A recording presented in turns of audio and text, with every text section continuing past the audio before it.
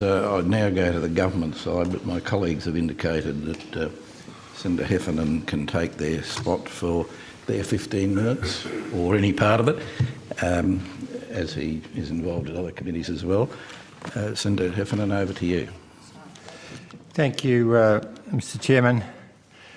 Mr Attorney General, in recent months I've put a proposition to the Royal Commission into the institutional treatment of children. And I might say at the outset, I think that commission under Justice McClelland and others, and including Mr Reid, who's just come to the table, are doing an excellent job. And it's pretty heartbreaking to see what's gone on and what's been denied for the last 50 years now being exposed as a reality. It's broken a lot of hearts. I actually want to go to the proposition, Mr Attorney, that we should include in the terms of reference the institution of the law. And I have documents here which the Royal Commission has seen to justify that case, and in fact every Attorney General, from Attorney General Ruddock till now, has seen some of these documents, and they are police documents, and they are very disturbing. In the last 18 months, I've put forward a case which I initiated to remove a judge from the bench in New South Wales, Justice Gary Neal, whose name in the trade was Gorilla in Black Lace. And that succeeded to a point. We're hearing a case against a man who was found guilty of raping siblings and then faced new charges which the judge wouldn't allow the earlier charges to be allowed into the court. During the hearing of the case and from the bench, during the case, said to the court that he thought the law was out of date and that sex for siblings should be now legal and that it shouldn't be illegal for men to have sex with children. And I found that despicable and despising and a complete bias of display from the bench. Took it to the Judicial Commission, and I might say the New South Wales Judicial Commission is doing an excellent job, and I have a good relationship and have had for some years. And as you know, Mr Attorney, I've tried in vain to get a federal judicial commission. And I think the treatment in the federal jurisdiction of children by some people in the jurisdiction of the Family Law Court is disgusting and a disgrace, and some of those children are a tool for attorneys in representing cases.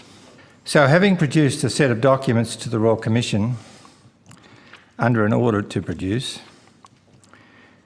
which includes, disturbingly, documents that name in one document 28 people as alleged pedophiles, signed off by Gary Crook QC, counsel assisting an earlier Royal Commission, includes a whole lot of prominent people, and I think to protect the discretion of the Royal Commission, I won't comment on what the Commission thought, except that they thought it was outside the terms of reference of the Royal Commission. One of my problems is that we have in Australia, and I mean it's like the denial of the priests and the altar boys, to make a sort of a cheap comparison for 50 years sort of thing. We have in Australia, sadly, a compromise at the highest of levels. There's a former Prime Minister on this list, and it is a police document. We have a compromise similar to the compromise demonstrated by 60 Minutes in recent times in the UK. And when I approached 60 Minutes and said, why in God's name did you have to go to the UK to do that? They said because no one in the UK would do it.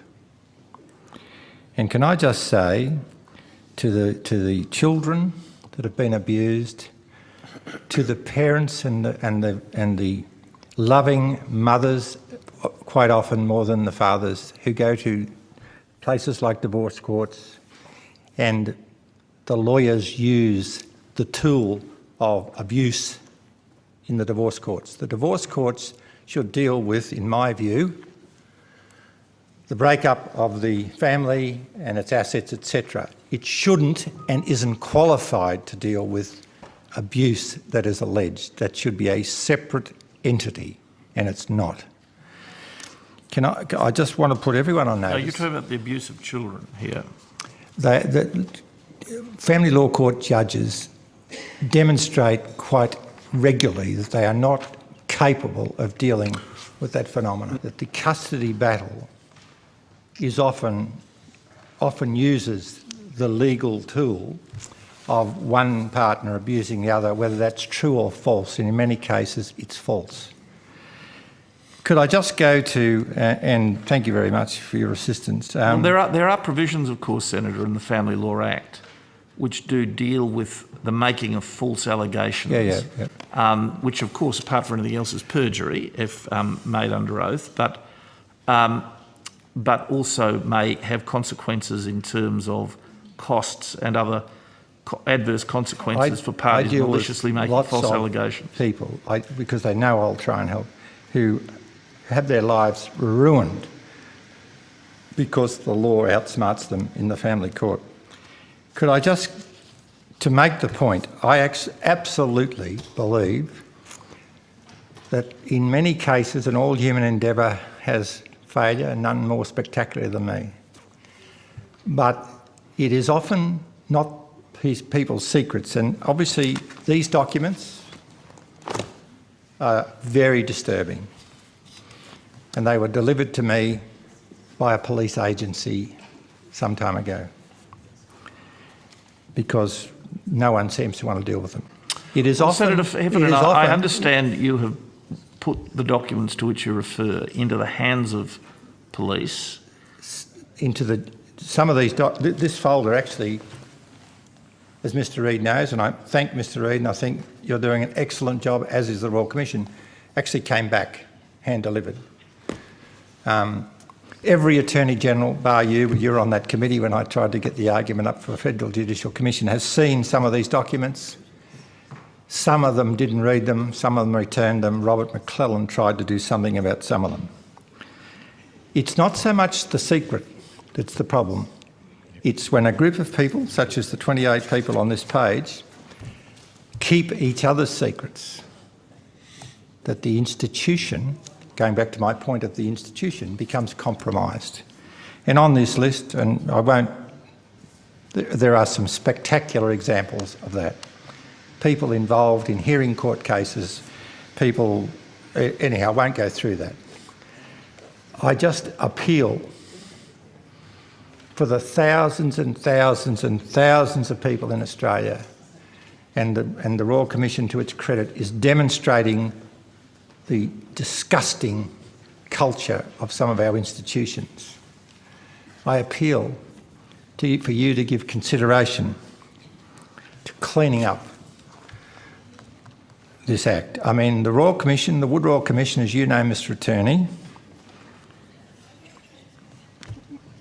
was about to explore, and it's in the Hansard, so it's no great secret, who the legal fraternity people were that used to attend Costello's, the boy brothel club in Kellett Street, King's Cross. And I've actually got the list here. And a lot of them are still practising. But the judge of the day of the Royal Commission decided it was a no-go zone, and Paddy Bergen, counsel assisting at the time, said, "We'll rise for morning tea," and they never went back to it. And I did ask the Commissioner why. He said he'd deny it if ever I mention it. I think it's time to mention it in view of the good work of the Royal Commission. He said, "We've decided not to revisit that issue because the public would lose confidence in the judiciary." I think it's time, like the churches and our other institutions who are now facing up to the truth, I think it's time the institution of the law faced reality.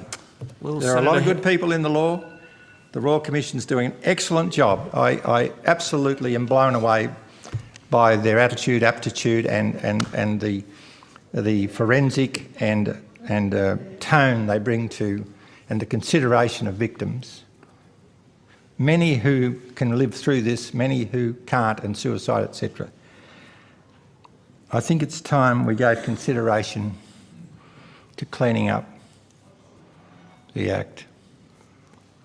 And I mean, you may like to revisit. I don't see how, given the evidence, given just the instance, and I have to say I got rid of another judge through the excellent work of the Judicial Commission in New South Wales a few years ago without a murmur. He was a person who's in this list here as picking up young blokes in the toilets outside Marcellin College at Randwick. He heard a case in the Central West, I won't name the town, of not the father, the living with the wife, what do you call them? Macca, help me out here. Stepfather. The stepfather, abusing a daughter. The judge closed the court. This is the judge that's in this here. Found the person guilty, suppressed the names, gave a non-custodial sentence to the man and let him go back to the family home. Nothing else was done. I think it's a disgrace. Just finally say one thing We can quickly. come back to you if you have other questions Yeah, later. okay. But I think included in these documents, and I think it measures the issue, Mr Attorney, and I would hope people are listening and we give serious consideration to the victims of this process. When the police find it necessary to put a judge under surveillance, I think we've got to a point where we've got a problem. And when that surveillance is dropped because of a lack of cooperation between the AFP and the New South Wales Police, we have a problem. Thank you very much, Mr Chairman.